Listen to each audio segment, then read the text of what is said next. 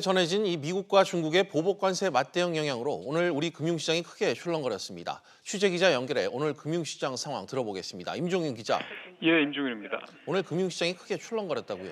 예, 그렇습니다. 오늘 코스피가 지난주 금요일보다 31포인트 1.6% 떨어진 1916으로 마쳤습니다. 오늘 시장은 개장 초부터 32포인트나 떨어지면서 출발을 했는데요. 장중년에 등락을 거듭하다가 마감 때는 시작 때와 비슷한 수준에서 마감이 됐습니다. 외국인이 1,400억 넘게 순매도하면서 하락을 주도를 했고 반면에 개인과 기관은 주식을 샀습니다. 코스닥은 26포인트, 4% 넘게 추락을 하면서 582로 마감을 해서 600선도 무너졌습니다. 그렇군요. 주식시장이 이렇게 불안한 이유 어떻게 분석됩니까? 악재가 여러 개가 겹쳤습니다. 우선 미중 무역 갈등이 더 악화되는 분위기가 가장 타격이 컸습니다.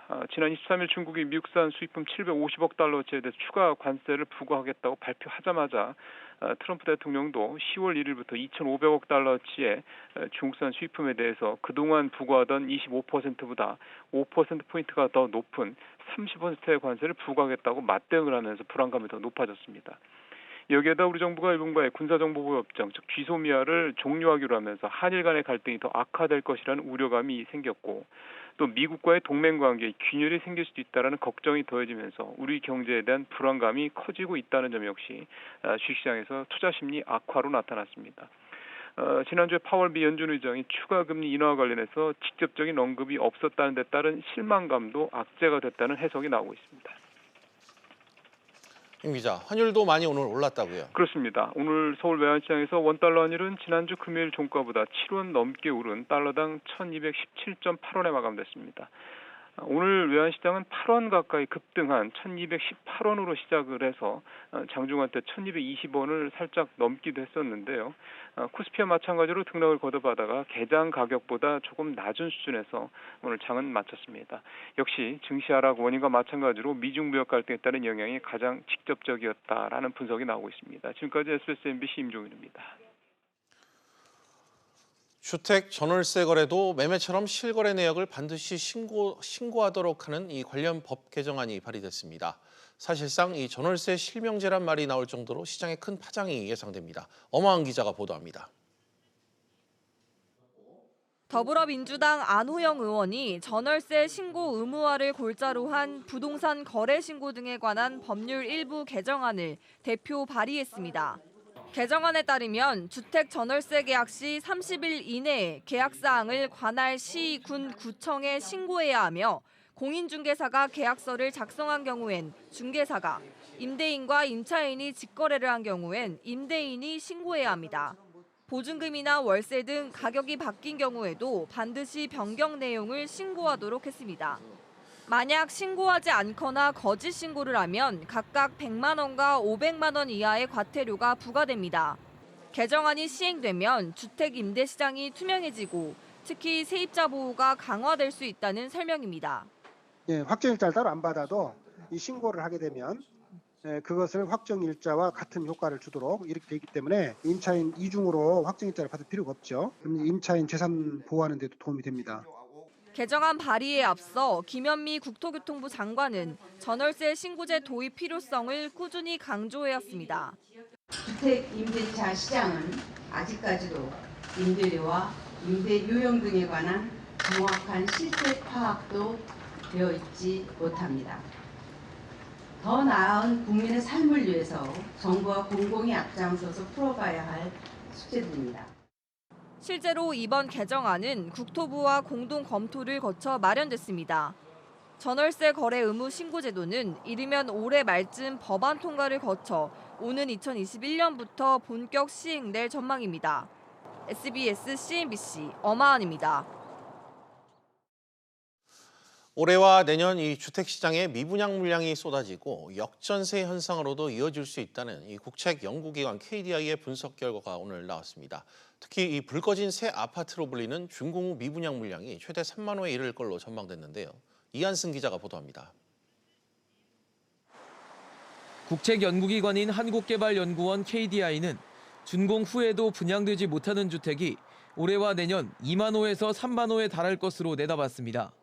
2015년부터 2017년까지 주택 공급수가 수요 대비 매년 30만 가구씩 초과했고 약 3년 후인 올해와 내년 준공 후 미분양으로 나타날 것이라는 분석입니다.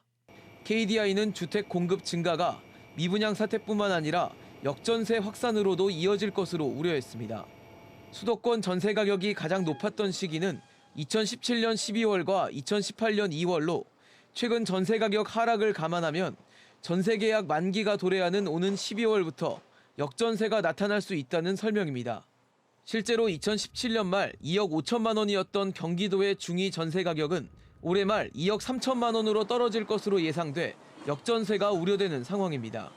역전세 확산은 임차인에게는 유동성 제약의 확대를, 임대인에게는 전세 보증금 반환의 압력 증가를 가져오고 KDI는 주택의 양적 부족 문제가 완화됐고 주택 금융 시장도 발달한 만큼 이제는 정부의 대안 모색이 필요하다고 지적했습니다.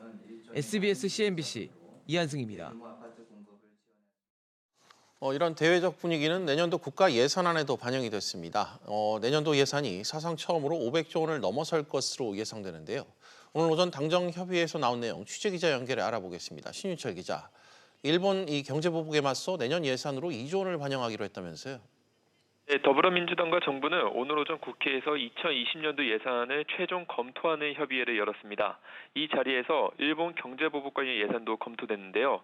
조정식 민주당 정책위원장은 협의회 후 브리핑을 통해 최대 경제 현안인 일본 무역보복 대응을 위해 소재, 부품, 장비 산업 자립화와 경쟁력 제고 예산을 대폭 확대해 2조 원 이상 반영한다고 말했습니다. 이어 추가적 상황 변화와 적기 대응을 위해 예비비로 증액 편성하기로 했다고 설명했습니다. 이를 위해 당정은 소재 부품 장비 산업 육성을 위한 특별회계 설치와 관련 산업 특별법, 국가재정법 등 관련법 개정안을 추진하기로 뜻을 모았습니다. 네, 또 이 오늘 논의됐던 이 예산 중에 주목되는 것들 또 어떤 게 있습니까? 올 초 사회적으로 크게 문제가 됐던 미세먼지 관련 예산도 내년에는 올해의 2배 수준으로 대폭 확대하기로 했습니다. 그리고 당초 오는 2022년까지 2014년 미세먼지 배출량의 35.8%를 감축하기로 했었는데요. 이 목표를 1년 앞당긴 2021년까지 달성하기로 했습니다. 그리고 건강보험 보장성을 강화하기 위해 건강보험 국고 지원도 1조 원 이상 대폭 증액해 내년 보험료 예상 수입의 14%를 국고로 지원하기로 했습니다. SBS CNBC 신윤철입니다.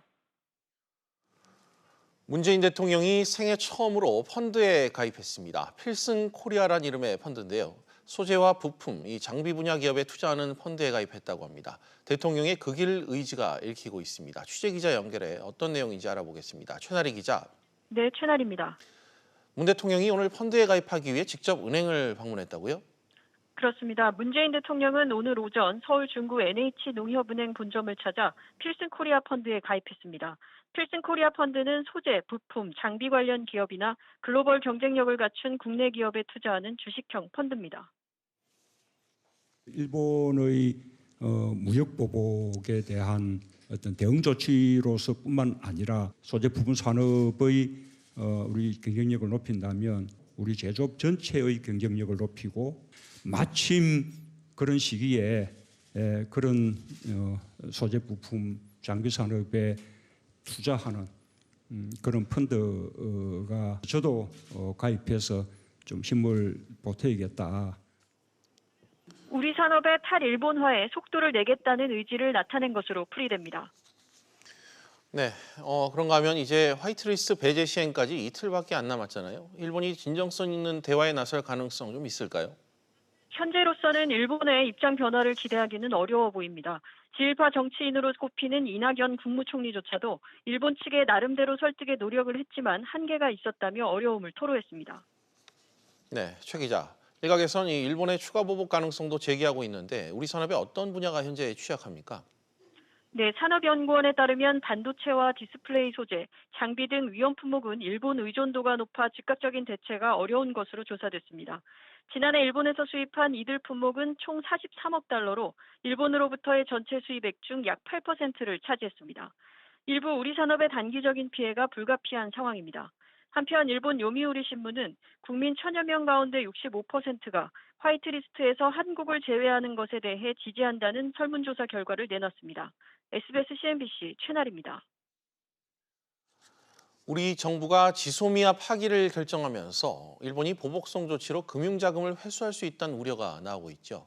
실제 일본계 자금이 빠져나갈 가능성은 얼마나 되는지 김성영 기자가 알아봤습니다. 현재 금융당국이 추산하는 국내 일본계 자금은 최대 53조 원입니다. 제조 도소매 업종에 11조 원, 은행을 비롯한 여신금융사들이 20조 2천억 원 정도를 들여온 것으로 파악됐습니다. 우리 정부가 한일군사정보보호협정 지소미아 파기를 공식화하면서 한일 관계가 최악으로 치닫자 국내에 들어와 있는 일본계 자금의 이탈 가능성이 거론되고 있습니다. 악화될 가능성은 사실 없지는 않고요. 한꺼번에 빼지는 않더라도 여건이 안 좋으면은 다른 자금보다 더 빨리 빠져나갈 가능성이 있겠죠.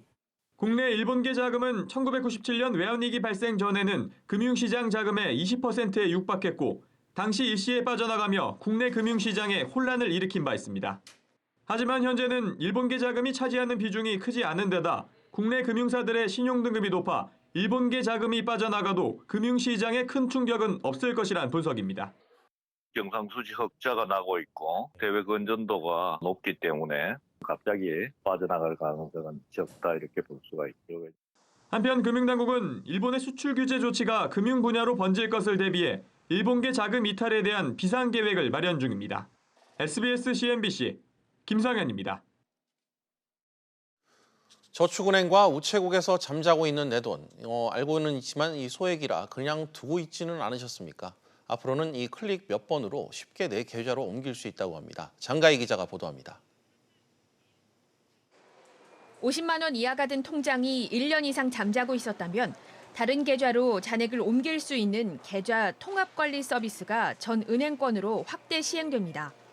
올해 상반기 기준 소액만 담겨 있거나 사용되지 않는 제2금융권 계좌는 5,600만 개, 금액으로는 7천억 원에 달합니다. 계좌 정리가 번거로워서 활용하지 못했던 소액 금융자산을 쉽게 이체함으로써 가처분 소득을 증대하고 또 서민금융자원도 확대할 수 있는. 주거래 계좌를 바꿀 때 연동된 자동이체 계좌를 인터넷상에서 일괄 변경할 수 있는 계좌 이동 서비스 역시 현재는 시중은행 계좌만 가능하지만 앞으로는 저축은행과 우체국에서도 이용할 수 있습니다. 은행 창구를 방문하지 않아도 모두 PC와 모바일 앱을 통해 조회와 신청이 가능합니다. 자신이 소유하고 있는 카드 정보와 포인트를 조회할 수 있는 내 카드 한눈에 서비스도 조회 대상 기관에 카카오뱅크와 수협이 추가됩니다. 내년 5월부터는 은행과 제2금융권 간 계좌 이동도 가능해질 전망입니다. SBS CNBC 장가입니다. 중국 시장에서 고전하고 있는 현대차가 반전의 포석으로 수소차를 내세우고 있다고 합니다. 중국 수소차 시장은 10년쯤 뒤에 100만 대 수준의 세계 최대 시장이 될 것으로 보입니다. 오정인 기자가 보도합니다. 현대차가 중국 상하이에 수소차 전시관을 열었습니다. 최근 유럽에서 수소차 중 유일하게 최고의 안정성 등급을 받은 넥소가 전시장의 주인공입니다. 또 수소전지가 에너지로 쓰이고 공기까지 정화하는 것을 체험할 수도 있습니다. 미래 중국 수소차 시장을 향한 포석입니다. 세계 최대 자동차 시장인 중국에서 머지않아 다가올 수소경제 산업 분야의 퍼스트 무버로서의 이미지를 공고하기 위해서 세계 최고 수준 친환경 미래차 기술력을 지속적으로 알릴 수 있도록 고객과 다양한 소통을 할 계획입니다. 중국은 올해를 수소차 원년으로 선포했습니다. 2025년에 수소차 5만 대, 2030년에 100만 대를 보급하겠다는 계획을 갖고 있습니다. 특히 전기차 보조금은 대폭 줄이는 반면 수소차 보조금은 20만 위안, 약 3,200여만 원은 유지하기로 했습니다. 이렇게 중국이 세계 최대 수소차 시장 만들기에 나선 가운데 현대차가 기술 우위 이미지를 앞세워 시장을 선점할 수 있을지 주목됩니다. SBS CNBC 오정인입니다. 지난달 건설 현장에서 사고로 모두 8명이 사망한 것으로 집계됐습니다. 국토교통부에 따르면 인명사고를 낸 건설사는 현대건설과 대림, 대우건설과 현대산업개발 등 6곳으로 현대건설 사망자가 3명으로 가장 많았습니다. 국토부는 상반기 사망사고가 많은 건설사 현장에 불시 안전점검을 진행하고 있다고 설명했습니다. 납세자 보호를 위해 세무조사 과정을 녹음하는 것을 보장하는 내용의 법 개정이 진통 끝에 무산될 전망입니다. 기재부와 국세청 등에 따르면 세무조사 녹음권 보장 방안은 국회 추가 조사 결과 도입 반대쪽으로 기운 것으로 전해졌습니다. 앞서 기재부는 녹음권 보장 방안을 신설하는 내용의 국세기본법 개정안을 마련했고 이에 국세청은 세무조사를 위축시킬 것이라며 강하게 반발해왔습니다. 자동차 번호판 체계 변경이 일주일 앞으로 다가온 가운데 주차장의 차량 번호 인식 카메라 업데이트 완료율은 아직 절반에 못 미치는 것으로 나타났습니다. 국토부에 따르면 전국의 카메라 업데이트 착수율은 91.4%, 완료율은 46%로 각각 집계됐습니다. 국토부는 업데이트 완료율이 아직 절반에 못 미치지만 착수율이 90%를 넘긴 만큼 제도 시행에 따른 큰 혼란은 없을 것으로 기대했습니다.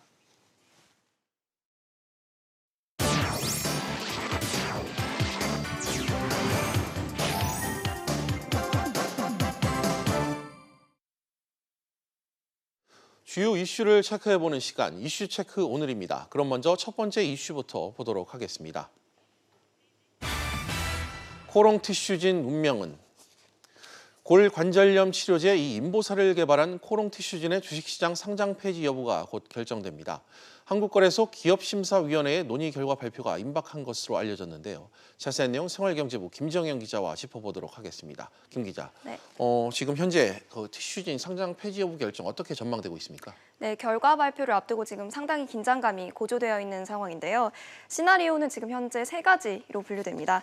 먼저 상장 폐지 결론인데 이렇게 되면 코오롱 티슈진은 물론이고 이 코오롱 생명과학, 더 넓게는 코오롱 그룹 전체 계열사의 주가에 악영향을 미칠 것으로 분석되고 있습니다. 예. 둘째는 상장 폐지 결정을 유예하고 이 코오롱 티슈진에 개선할 기간을 주는 건데요. 오늘 기심위에서 바로 개선 기간을 줄 수도 있고 일단 오늘 상장 폐지를 결정한 후에 이어지는 코스닥 시장위원회에서 재기할 기회를 줄 가능성도 있습니다. 이렇게 되면 티슈진은 주어진 기간 동안 개선 계획을 이행하고 또 상장 폐지 심사를 다시 받게 되는 건데요. 마지막으로는 상장 유지 결정인데 이건 좀 업계에서는 가능성이 희박하다고 보고 있습니다. 그렇군요.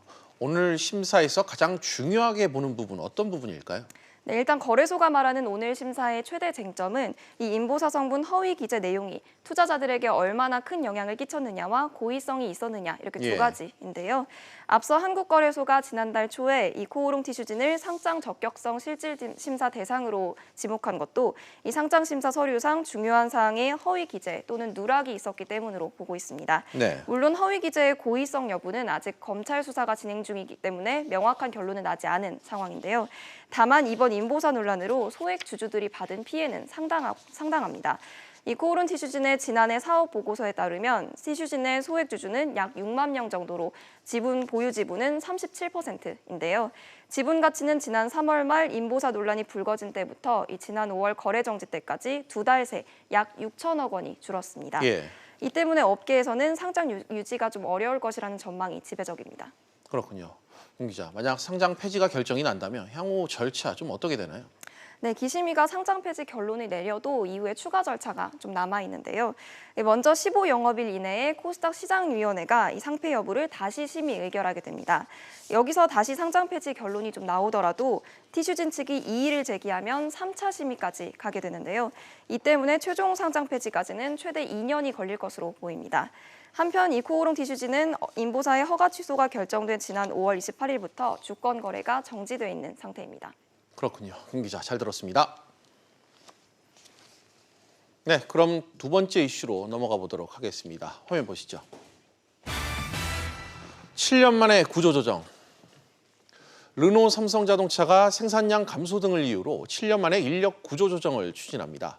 추석 명절이 끝나면 자동차 업계 전반에 인력 구조조정 바람이 본격적으로 불어닥칠 것으로 보입니다. 취재 기자와 이야기 나눠보겠습니다. 산업부 윤지혜 기자 나와 있습니다. 윤 기자, 네. 르노 삼성자동차 왜 구조조정을 한다는 겁니까?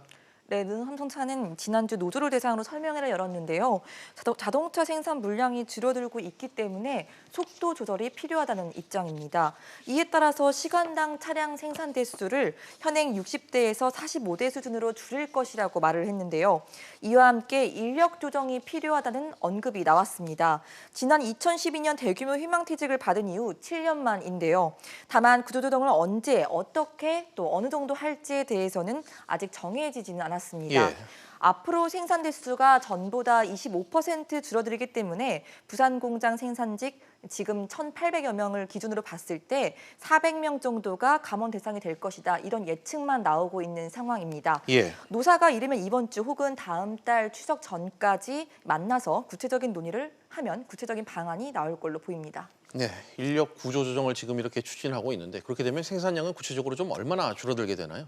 네, 부산 공장 생산량이 이미 지난해와 비교해서 30% 정도 줄어든 상태거든요. 예. 문제는 르노삼성의 대표 생산 모델인 닛산의 로그입니다.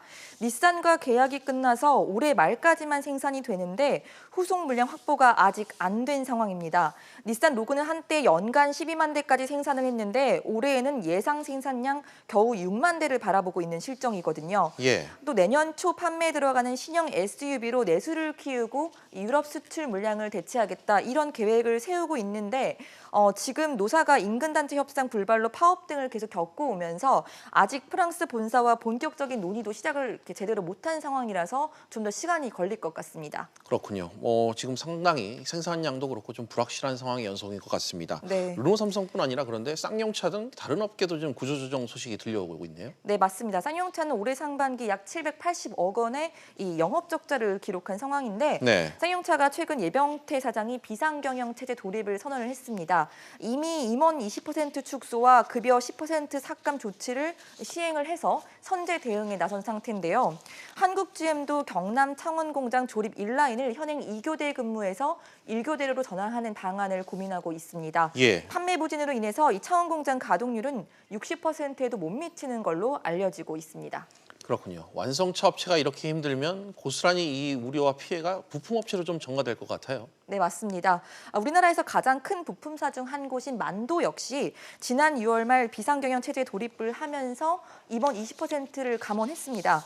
완성차 업황의 급격한 악화에서 이 부품사의 경영 위기까지 심각해지고 있다. 이런 이유인데요.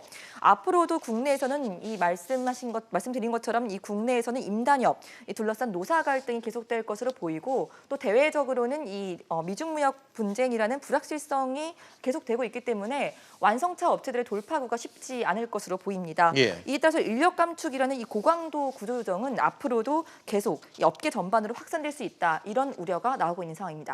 네, 윤 기자 잘 들었습니다. 네, 이제 마지막 이슈 확인해 보도록 하겠습니다. 세 번째 이슈입니다. 1%대 서민 안심 전환대출. 금융당국이 4년 만에 안심 전환대출 2탄을 내놨습니다. 서민들을 대상으로 변동형 주택담보대출을 저리의 고정형 대출로 갈아탈 수 있게끔 지원하는 정책 금융상품인데요. 대출 원금 부담을 낮춰줄 거란 기대와 함께 또 역차별 논란 등의 우려도 커지고 있다고 합니다. 이 내용 경제부 류정훈 기자와 이야기 나눠보도록 하겠습니다. 류 기자, 네. 먼저 이번에 금융당국이 내놓은 서민형 안심 전환대출 내용부터 좀 설명해 주시죠. 네, 기존의 은행과 비은행, 저축은행 등에서 그 변동금리나 준고정금리로 주택담보를 받은 사람들이 연 1%대 고정금리 대출로 갈아탈 수 있도록 길을 열어둔 건데요. 예. 안심전환대출은 지난 2015년에 첫 선을 보여 당시 선풍적인 인기를 끌었고 4년 만에 다시 등장하게 됐습니다. 시중은행뿐만 아니라 모든 금융권에서 취급된 주택담보대출이 대상이지만 정책 모기지 상품이나 만기 고정 금리 주담대는 제외가 됩니다. 예. 2017년 파리 대책 이전 수준인 주택담보 인정 비율 LTV 70%와 총부채 상환 비율 DTI 60%를 적용하고 금리는 약 1.85에서 2.2%로 전망됩니다. 예. 소득 기준은 까다로워졌습니다. 부부 합산 소득이 8,500만 원 이하인 1주택자여야 상품 이용이 가능합니다.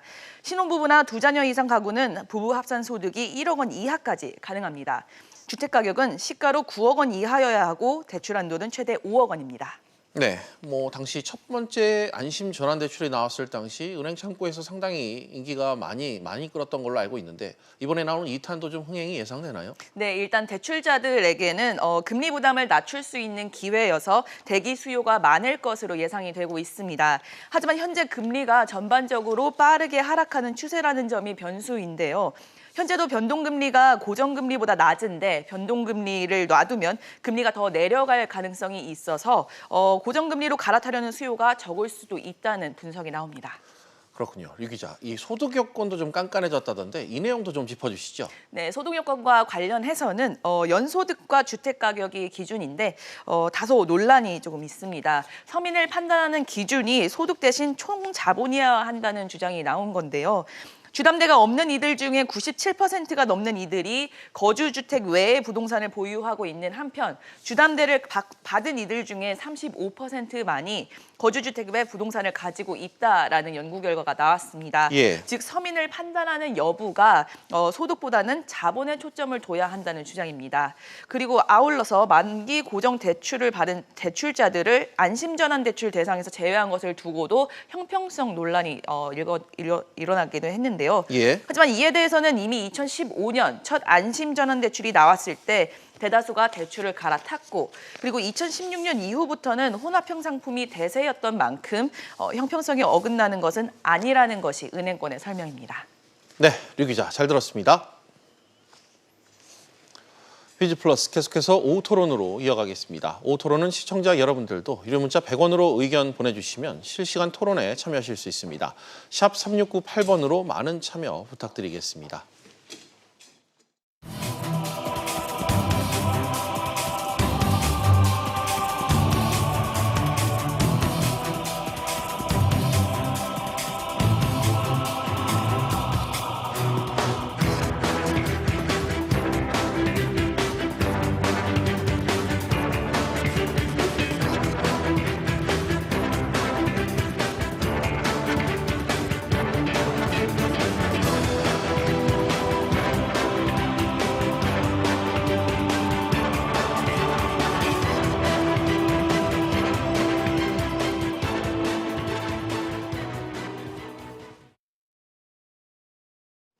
미중 무역 갈등 양상이 전면전으로 치닫고 있습니다. 서로 관세 폭탄을 주고받으며 보복의 재보복의 악순환이 이어지고 있는데요.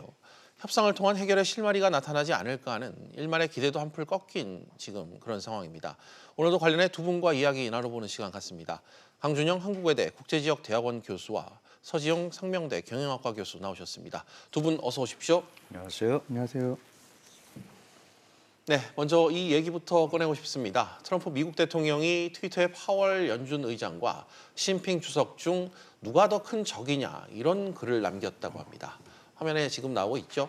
문맥상으론 연준 의장인 파월 의장을 비난한 것으로 보입니다만 시 주석에 대한 언급이 더 주목되고 있는데 강 교수님, 먼저 이 글, 방금 화면에 나온 이 글 어떻게 좀 보고 계십니까? 네, 트럼프 대통령이 지금 처하고 있는 그 현실을 그대로 보여준 것 같아요. 어쨌든 이후에 어찌됐든 미국 경기가 안정이 되고 또 여러 가지 문제에서 미국이 주도하는 그런 큰 틀의 흐름을 가지고 가야 되는데 지금 파월 연준 의장도 말을 잘 안 듣고 있고요. 예. 게다가 시진핑 중국 국가주석은 결사항전까지 지금 외치고 있단 말이죠. 예. 그러니까 파월 의장과도 얘기가 잘 안 되고 또 중국 협상은 답보 상태에 있기 때문에 네. 다시 한번 이 두 개를 꺼낸 거죠. 지금 말씀하셨다시피 기본적으로 자신들의 강공에도 불구하고 버티기로 일관하는 중국에 대한 문제점을 그대로 지적을 한 거다. 그래서 뭐 중국이 필요 없다, 중국은 적이다 이런 얘기까지 하는데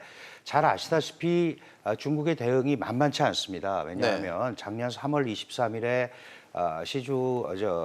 트럼프 대통령의 행정명령에 서명하고 지금까지 12번의 협상을 했는데 실제로 이 하나도 물러나는 기미가 없거든요. 그러니까 그거에 대한 재경고를 하면서 다시 한번 중국 문제로 이 판을 다시 조정하려는 그런 생각을 갖고 있는 거 아닌가 그런 생각이 많이 듭니다. 알겠습니다. 뭐 여러모로 이슈를 계속해서 만들고 있는 트럼프 대통령인 것 같습니다.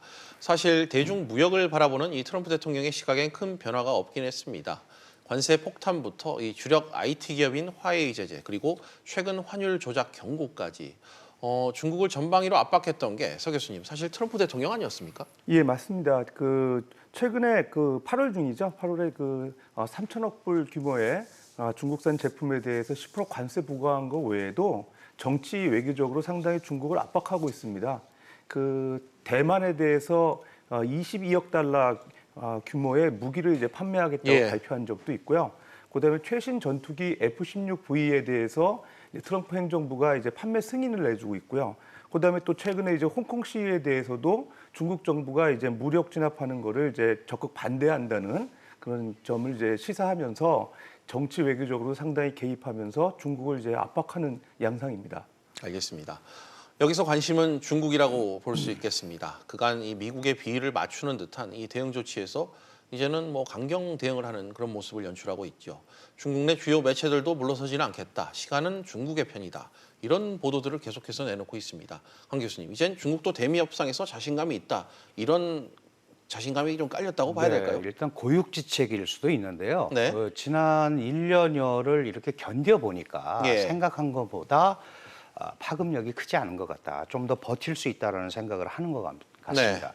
그리고 시간은 중국 편이라는 얘기를 자꾸 하는데요. 이 핵심은 역시 잘 아시다시피 내년 11월에 미국 대선이 있습니다. 네. 당연히 트럼프 대통령이 공화당 후보로 나설 걸로 예상이 되고 있기 때문에 어쨌든 그 부분을 버티면 중국은 뭐 체제의 변화라든가 이런 게 없을 상황이니까 예, 그렇죠.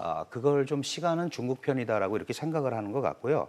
또 하나는 마찬가지로 시진핑 중국 국가주석의 중국 국내 정치적 입지 이것도 상당히 복잡합니다. 예. 그러니까 미국한테 좀 밀리는 모습을 보여주거나 이러면 당내에서 상당한 문제가 되는데 지금 서 교수님 지적하셨습니다마는 트럼프 행정부가 들고 나온 게 중국의 아킬레스건이라고 할 수 있는 홍콩 일국양제 문제, 그다음에 역사적으로 계속 문제가 되고 있는 대만의 무기 판매 문제란 말이죠. 예. 이런 문제들은 경제적 문제를 정치로 확대한다. 이제 이런 얘기까지 나오고 있는데 예를 들어서 시진핑 중국 국가주석의 입장에서 보면 사실 뭐 당 총서기가 더 중요한 겁니다만은 예. 이렇게 홍콩 문제라든가 대만 문제를 이렇게 끌고 들어오는 거 보면 트럼프 대통령이 이걸 조기에 무역 협상을 진행할 의사가 없는 것 같다. 왜냐하면 그게 금방 풀리는 문제들이 아니거든요. 아주 오래된 문제이기 때문에 그래서 예. 약간 좀 장기전으로 가는 그런 형태를 보이고 있다. 그리고 버텨도 버틸만하다라는 또 생각도 하고 있는 거죠. 이제 예. 그런 것들이 복합적으로 돼서 한번 끝까지 가보자. 여기에는 당연히 트럼프 대통령이 소위 그 아주 미세한 문제에 대한 대중국 압박이라든가 이런 조치들은 뭐 트위터 이외에는 특별한 전략이 없는 것 같다 예. 하는 그런 생각도 내부적으로는 하고 있는 것 같습니다. 알겠습니다. 시간은 중국 편이란 이 중국의 자신감, 그 근거를 조목조목 좀 짚어주셨습니다. 이런 양국의 가장 최근 입장을 볼 수 있는 단서들이 나왔죠. 일단 중국이 750억 달러 규모의 미국 제품에 그 추가 관세를 하겠다는 발표를 했었고 곧바로 이 미국이 관세로 재반격에 그런 나선 상황입니다. 서 교수님, 중국의 추가 이 관세 발표 미리 예고된 건 아니지만 예상은 사실 많이 하고 있었잖아요. 예, 8월 달에 이제 그 3천억 불 규모의 중국산 제품에 대해서 10% 이제 관세 부과를 했고요. 당장은 관세 맞보복으로 하지는 않았는데 이제 그 중국 히토류 협회에서 그 전력물차라고 하는 히토류를 이제 무기화하겠다는 그 발표를 하면서 이제 보복 그 맞대응 가능성이 높아졌죠. 예. 그러다가 지난 그 주말에 전격적으로 이제 그 미국의 대두 원유의 규모의 한 750억 불 규모의 이제 그 상품에 대해서 이제 관세 5에서 한 10% 정도 관세 부과하는 걸 이제 발표하면서 이제 보복성 대응이 아니냐는 생각이 됐는데요. 특히 이제 그 왜 보복성이냐 이렇게 판단을 해보면 미국 제품 5,078개 품목 중에서 이제 그 5에서 10% 추가 관세 부과하는 데 있어서 이제 그 1,717개 화학 제품 포함한 1,717개에 대해서는 이제 9월 1일자로 5에서 10% 관세를 부과하고요. 그다음에 자동차 등 3,361개 품목에 대해서는 12월 15일부터 이제 5에서 10% 관세를 부과하기로 예. 결정을 했습니다. 근데 이게 공교롭게도 미국의 그 추가 관세 부과 시점하고 동일하다는 거예요. 그래서 이제 미국 입장에서는 드디어 이제 3천억 불 이제 그 추가 관세 부과하는 거에 대한 보복성 대응이 아니냐 이렇게 판단하는 거죠. 알겠습니다. 중국이 방금 말씀하신 것처럼 이 추가 관세를 예고한 게 9월 1일 그리고 12월 15일입니다. 미국이 추가 관세를 발효하는 이 시점과 상당히 같은데 강 교수님, 방금 서 교수님이 지적하신 것처럼 중국의 의도 또한 좀 짚어봐야 될 것 같습니다. 네, 당연히 보복 관세죠. 예. 왜냐하면 사실 중국 입장에서 보면 양국의 무역액이 예를 들어서 중국의 대미 수출이 5,500억 불입니다. 예. 그리고 수입이 그러니까 중국이 미국 제품을 수입하는 게 1,350억 불이거든요. 예. 그러니까 관세로 전쟁을 하면 사실은 미국은 5,500억 불 전체에 대해서 관세를 붙일 수 있고 예. 중국은 1,350억 불밖에 관세 부과를 못 하거든요. 그럼에도 불구하고 중국은 소위 미국과의 대화와 협상을 통해서 낮은 수준의 협상이라도 체결하려고 예. 머뭇하고 있었어요. 근데 지금 말씀하신 대로 9월 1일자로 관세 부과를 한다고 그러니까 예. 중국도 칼을 안 꺼낼 수가 없는 거죠. 그래서 지금 상세히 설명을 해주셨는데 특히 지금까지 안 됐던 미국산 자동차에 대한 25% 관세, 예. 그다음에 부품에 대한 5% 관세, 이 트럼프 대통령이 굉장히 아파하는 거거든요. 요거는 예. 이제 12월 15일로 가고 나머지는 이제 9월 1일에 하겠다. 왜냐하면 이렇게 되면 이제 중국도 관세에 관한 카드는 다 쓰는 겁니다. 물론 다만 이제 휴대전화나 랩탑이라든가 이런 부분은 남겨놨는데 여전히 중국은 뭔가 미국과 협상이 되기를 낮은 수준에 이게 완벽하게 포괄적으로 되기는 지금 구조상 어렵게 됐습니다. 예. 다만 이 협상의 모멘텀을 유지하면서 가겠다는 입장은 밝히고 있는 거다. 그렇다면은 지금 이제 의도를 여쭤보셨으니까 우리도 이런 걸 다 할 수 있다. 그리고 액수도 당신들이 많은 거 안다. 그러나 이걸 다 소진을 하고 나면 그 다음에 쓸 카드가 뻔해지지 않습니까? 계속 트럼프 대통령의 압박을 받게 되면 히토류라든가 우리가 얘기하는 대미 기업 제재라든지 여러 가지 이런 핵심적인 문제들을 국채 토매라든가 이렇게 할 수밖에 없다라는 그런 우리도 끝을 보겠다라는 그런 의지를 표명한 그런 관세 부과가 아닌가 그런 의미에서 말씀하신 대로 보복의 성격 맞대응이죠. 맞불 관세의 성격이 매우 강하다 이렇게 봐야 될 것 같습니다. 단순히 맞불 관세도 관세지만 그 이후에 그 다음 카드도 예상이 좀 되고 있는 그런 부분을 좀 지적하신 것 같습니다. 서 교수님, 예상대로 트럼프 대통령은 격한 반응을 좀 보였죠? 예, 미국산 대두 원유 750억 불 규모의 미국산 제품에 대해서 관세 부과한 거에 대해서 아주 격한 반응을 보였죠. 그래서 트위터를 통해 가지고 이제 궁극적으로는 이제 중국과의 관계 단절 까지 또 고려하고 있고 이를 위해서는 이제 미국 기업이 중국 내 어떤 사업장 폐쇄를 통해 가지고 철수까지 해야 되지 않느냐 이렇게 이제 격한 반응을 보였고요. 관련해서 이제 그럼 중국 내에 들어가 있는 미국 기업을 어떻게 취소시킬 거냐 이제 트럼프 대통령이 이제 비상 경제 권법 그러니까 인터내셔널 이머전시 이코노믹 파워스 액트라고 하는 1977년에 발효된 미국의 안보의 어떤 외교 정책이라든지 경제 이런 데 상당히 특별한 위험이 발생했을 때 대통령이 국가 비상사태를 선포할 수 있는 이제 법령이 있는데요. 그것까지 언급하면서 사실은 미국 기업들의 어떤 철수를 이제 언급을 했는데 사실 중국이 동일한 어떤 날짜, 미국의 어떤 관세 부과한 어떤 일정하고 동일하게 보복 관세를 부과했다는 데에 상당히 격한 반응을 보였고. 그다음에 또 이제 미국산 자동차에 대해서도 25% 이제 추가 관세 부과한 거에 대해서 상당히 이제 격한 반응을 보인 측면에서 트위터에서 이런 언급을 하지 않았나 생각이 됩니다. 알겠습니다. 그렇게 격분한 트럼프 대통령은 몇 시간 만에 또 조치를 내놨습니다. 3천억 달러 중국 제품에 부과하는 이 관세를 당초 10%에서 5%포인트 더 올리겠다고 했고요. 오는 10월부터는 2,500억 달러 중국 제품에 대한 이 관세를 5%포인트 더 올려 30%를 부과하기로 했습니다.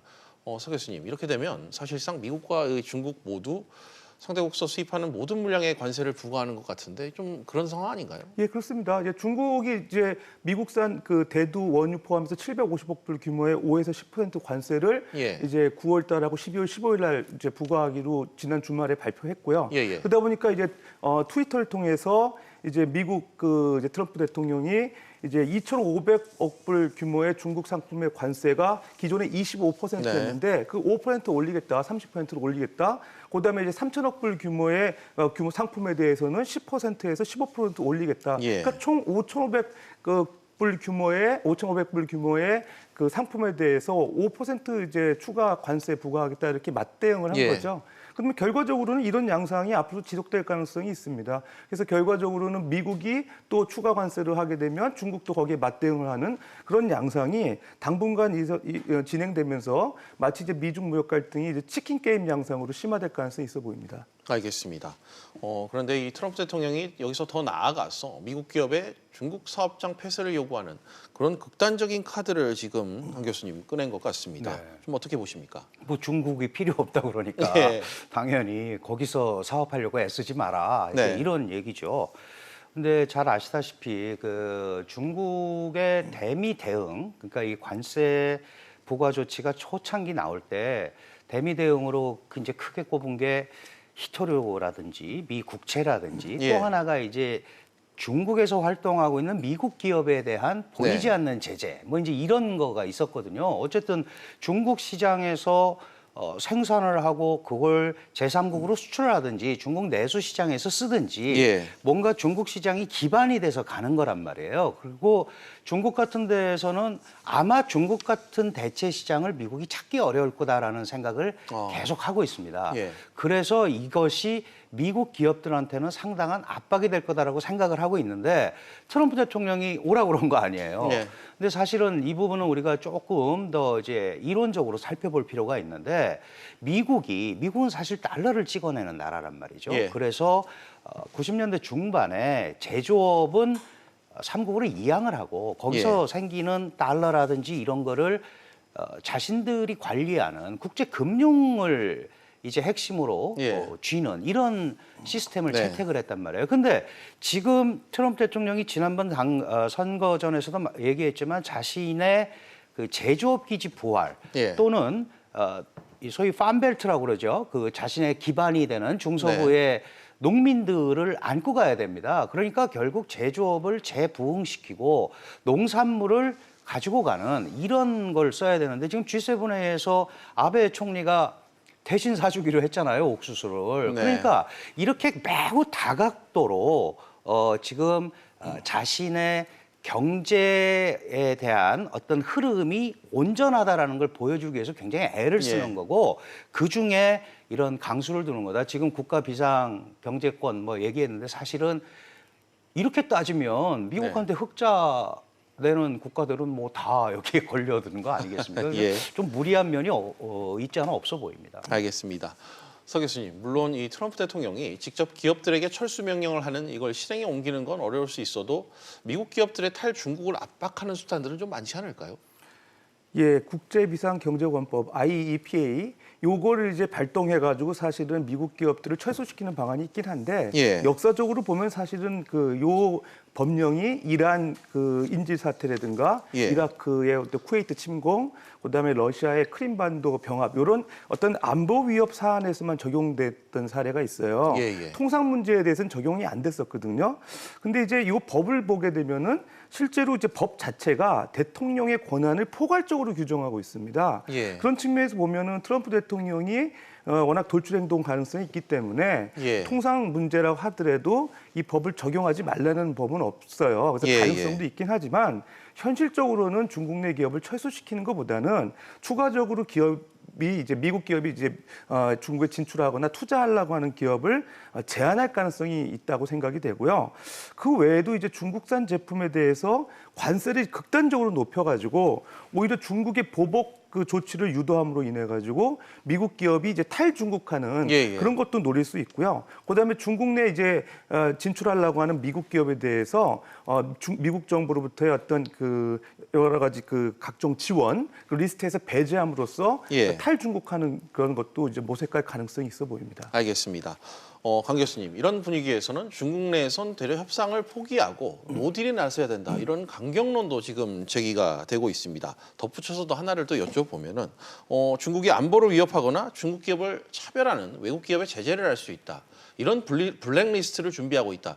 이런 소식도 좀 함께 들리는데 뭐 노딜론, 블랙리스트론 어떤 얘기인지 좀 짚어주시죠. 노딜이라는 거는 말 그대로 어떤 협상을 이루기가 어려우니 그냥 이대로 가자라는 거죠. 이대로 가자의 핵심은 내년 대선 때까지 지켜보자라는 겁니다. 아주 예, 간단하게 얘기하면. 근데 이제 이런 거가 나오게 된 얘기는 초기에 관세 전쟁이 나오면서 지재권을 입법화해라, 뭐 보호 입법화, 기술 해킹, 중국 제조 2025 폐기하라 이러다가 사실 지금 핵심은 뭐 농산물 많이 사라, 뭐 이런 쪽으로 왔단 말이죠. 그러니까 중국이 볼 때는 이런 거라면 버티는 게 낫지 않겠느냐, 이렇게 이제 생각을 하는 겁니다. 그리고 하나를 해줬을 때는 분명히 그 다음 거를 또 요구할 것이니 일단 대선 전까지 버텨보자. 그런 연장선상에서 지금 말씀하셨지만 화웨이 블랙리스트라든지 그 전에 푸진 진화라는 그런 그 디램 기업 이런 걸 다 제재했단 말이죠. 그러면 중국도 제재할 게 있다라는 겁니다. 특히 이번에 HSBC 은행이라든지 페덱스 이런 거는 이제 사실 홍콩 문제와 관련해서 약간 더 그게 강화가 됐고요. 그 지금 대만의 무기 수출에 대해서 미국 군수 기업 그 미국에 중국에 들어와 있는 여기도 제재할 수 있다. 이런 얘기를 하고 있는 거거든요. 그러니까 우리도 블랙리스트에 있다라는 거죠. 그래서 이거는 호혜적이고 상호적인 거니까 일방적으로 당하지 않겠다라는 그런 의미입니다. 그러니까 만약 정말 이렇게 된다면 이제 파국을 향해서 가자. 아까 치킨 게임 말씀하셨는데 어디까지 갈지는 모르겠지만 지금으로서는 그걸 노정하고 일단 기싸움을 하고 있다. 이렇게 봐야 될 것 같아요. 알겠습니다. 노딜론과 블랙리스트 맞대응론 각각 지적을 해주셨습니다.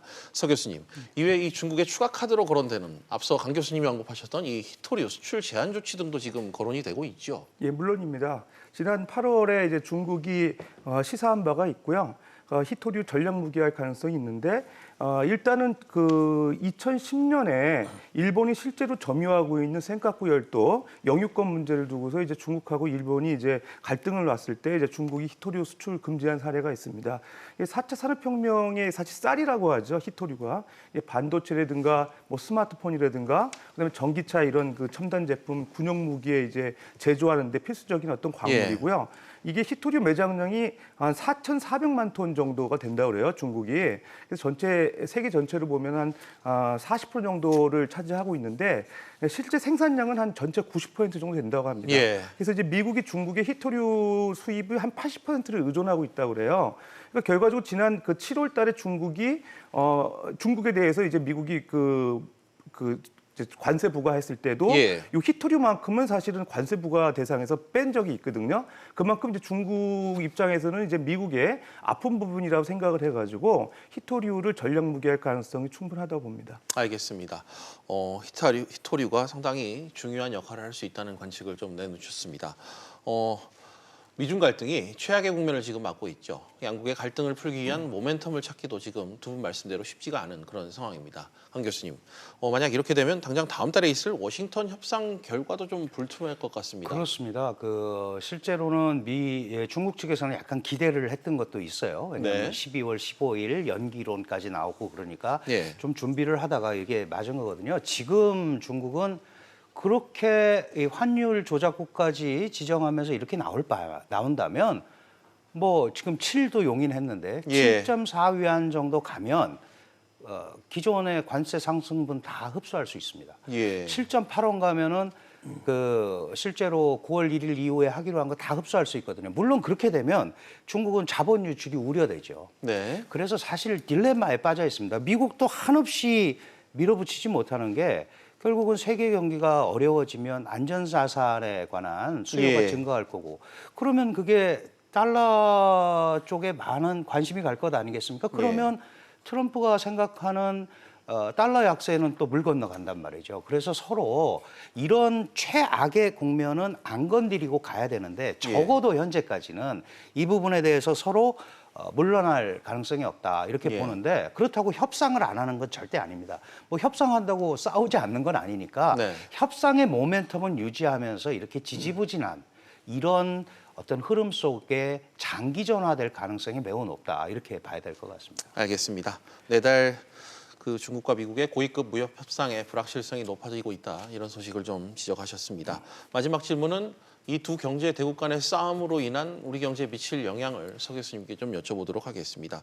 이 경제 구조상 우리 경제가 역시 가장 피해를 입을 거다 이런 우려들이 많이 나와요.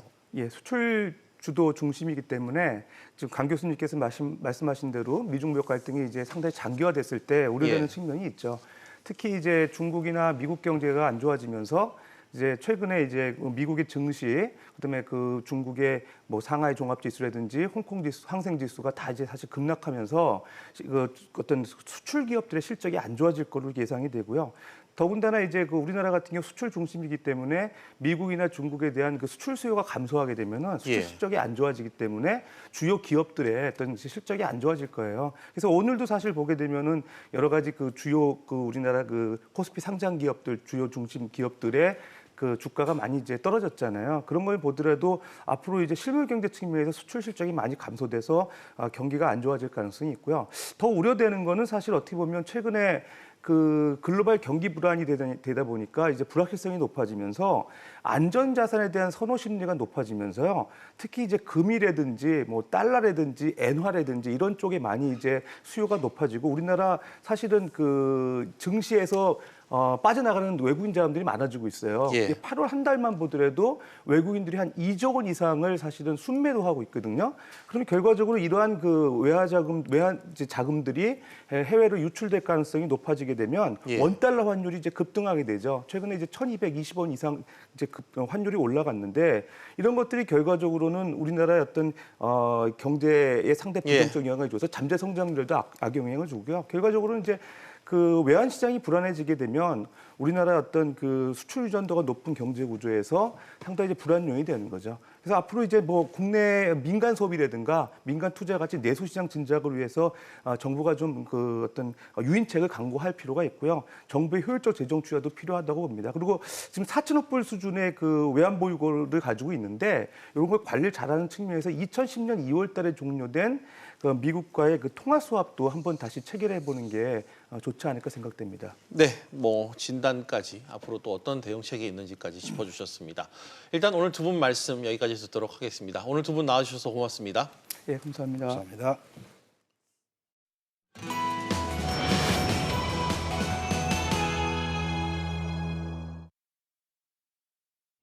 비즈플러스 오늘은 여기까지입니다. 다음 뉴스는 7시 뉴스 프리즘으로 이어집니다.